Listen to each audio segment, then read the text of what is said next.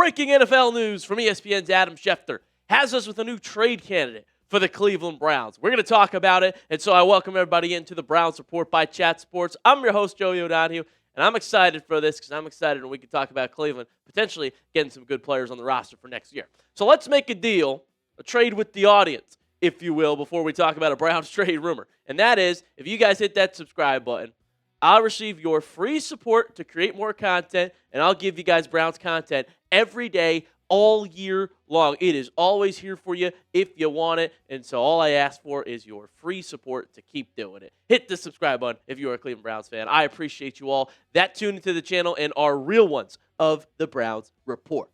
So this just came in from Adam Schefter, ESPN sources saying that Colts and Kenny Moore mutually have agreed to seek a trade and a new home for the veteran cornerback. Moore is entering the last year of his contract, and both sides feel it is time to explore a trade. A little bit more about Kenny Moore. He spent the past 9 seasons in Indy, where he recorded 649 tackles, while also being voted to the Pro Bowl in 2021. Now it appears his time there is coming to an end. We talk about corners a lot for the Cleveland Browns, right? We link corners to them in the draft. Denzel Ward, he's our guy. He's number one. He's not always healthy and on the field, right? And his contract has got a couple years left on it, and so definitely makes sense that Cleveland adds to the cornerback room this offseason.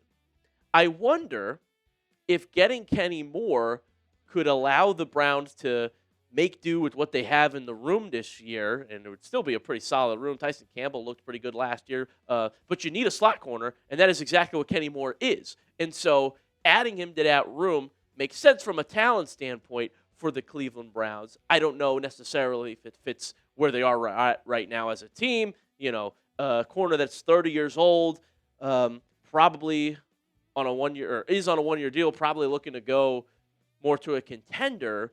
But I'll give you a slight case for the Cleveland Browns for Kenny Moore. Number one, he was still very productive last year in 2025. 2 forced fumbles, 2 sacks, an interception.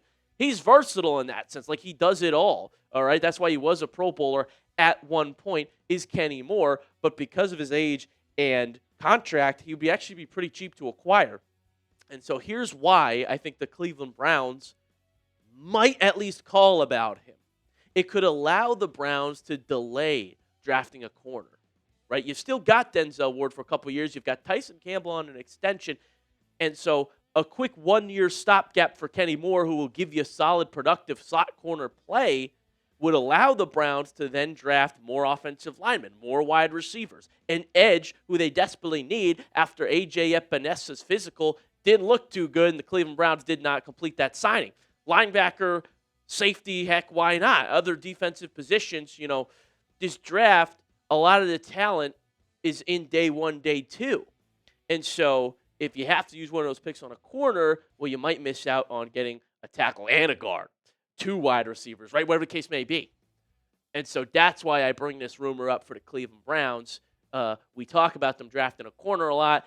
Perhaps trading for Kenny Moore for super cheap would allow them to delay that 1 more year and run with the guys we got who are actually very good, Ward and Campbell. And so when I say will be cheap, I've been told it could be as cheap as a late-round pick swap, folks. For the Browns to receive Kenny Moore, Colts would give a 7th-round pick as well to sweeten the deal. Maybe, maybe not. But at the very least, Cleveland only gives up a 6th-round pick to acquire Colts corner Kenny Moore, who's seeking a trade. Also, with the trade request being public, the guy's 30, got 1 year left, it definitely will be cheap, this deal. And so I wonder, if it looks like this, would you do it? Browns fans, let me know in the comments section if you would accept this trade. Type A for accept, type D for decline. Get a letter in that comment section. Let me know where your head is at with this trade. But because of the value and the play you'd get for a year, if he do it, if the Colts would do it, and the Browns are in on it, I'd be typing A for accept. But get your answer in the comment section. Next up on the show, we've got some more draft rumors I think you're going to love, folks. One sneaky good prospect that's getting a lot of buzz I got to tell you guys about. So, couple rumors on the back half of today's show. But for the real ones, the people that are diehard Browns fans, go on over to chatsports.com/Browns to get our Browns merch, the new SS2 shirt. This thing looks sick, man. If you're a believer, just like me, go on over and grab it at chatsports.com/Browns. Also, for the real ones that watch this channel, rep it by getting our new Browns Report t-shirts. love that we are creating a family of Browns fans on this channel. If I see anybody rocking this, I'd go up and say hello. This is where you can find it. It's chatsports.com/Browns. Our drinking team merch, everything is there in the shop. Go on over. Take a look at what you like. Married into this gear available too. Perfect gift for your special someone who married into this fandom. Chatsports.com/Browns. You can find that link in the comment section, the description of today's video. Let me know what your favorite thing in the shop is too. I haven't even showed you all the stuff that we got. All right, let's talk about the prospect, Uar Bernard. That's the name, folks. They say he's 306 pounds, but 6% body fat. I don't know if that's possible. Okay, I used to be actively going to the gym a lot. Joey O's been slacking lately. I apologize. I do a lot of push-ups on the watch parties, though. That helps. And so that's like freak genetics or I don't know. I've never seen it. All right, 300 pounds is 6% body fat. And so the guy's just an explosive athletic freak. Then he did the vertical jump, 39 inches. For a defensive end at that weight, that's crazy. And then he ran the 40 and clocked a 4.63. And so don't just take it from me, but what we're seeing with Uar Bernard is an explosive athlete that could be available to fit a position of need for the Cleveland Browns on day 3 of the 2026 NFL draft. And an NFL trainer actually talked to The Athletic about Uar Bernard as a prospect and had quite the quote about what he could be. Check it out. Hands down, he is the most explosive athlete I've ever seen in my life. He broad jumped 10-10, and it was effortless. At 306 pounds, I've never seen anything like it. And as I said, a late round steal. Some folks say he will go on day 3, rounds 4 to 7. For the Browns, who, as I mentioned at the top of the show, need an edge, I'm intrigued. Part of the NFL's international program. That's how the Browns got Andre Schmidt, who's been their kicker, baby, all year, ever since that week 1 miss. It looked pretty dang good. And so maybe the Browns dip into that. Hometown is Nigeria for Uar Bernard. Get to know the name. Wanted you guys to be familiar if he gets called in the 2026 draft to Cleveland. One more is San Diego State corner Chris Johnson.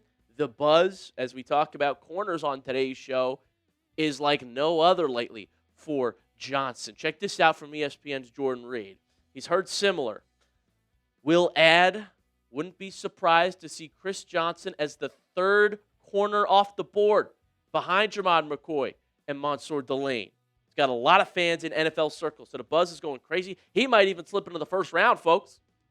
Jordan Reed's counterpart at ESPN, Matt Miller, says it like this. A fast, fluid cornerback with 4.4 speed, the length to make plays on the ball. Johnson can be effective in man or zone coverage thanks to his read and react skills. Johnson's tape shows a thorough cover man with the technique to win at the line of scrimmage, despite having average speed and average overall size.